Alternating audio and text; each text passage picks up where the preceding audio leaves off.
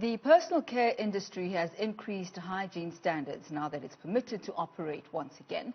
The hair and beauty sector had closed its doors for business following the nationwide lockdown and were only expected to reopen under Alert Level 1, but that has since been adjusted. Newzroom Afrika's Mbali Thethani has more on the story. The usual process for a regular beauty routine has now changed for many businesses, including this one.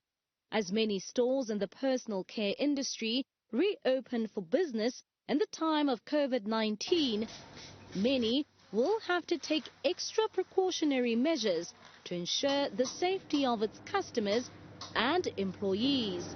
Most in this sector struggled under Alert Level 5 of the lockdown regulations as they were not permitted to operate. This adjustment, announced recently by President Cyril Ramaphosa, has been largely welcomed by the industry, but some customers are still a bit skeptical. I think it's been a huge, a roller coaster for us in the industry, and there's been a mixed response. I think that different salons, spas, and aesthetic clinics are finding it there's different responses. You know, some of our branches have had a little bit of an influx of feet through the doors, and while others have not at all, are actually complaining that clients are scared. They're scared to come in. While the pandemic persists, businesses like hair salons have also been forced to place strict measures in place and have adopted new safety protocols. This beauty parlor now screens its clients and ensures that they fill in a questionnaire.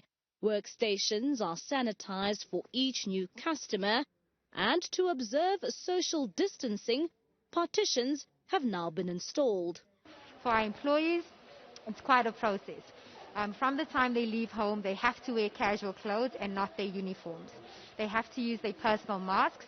When they get to Candy & Co, they will get a Candy & Co mask like I'm wearing, which is cleaned every day, and they then will put on their uniform. They fill out a symptoms form, which basically goes through if they're having any symptoms of sickness, as well as an attendance register to ensure that they have not gone out of the country or they have not been in places they have not allowed to be.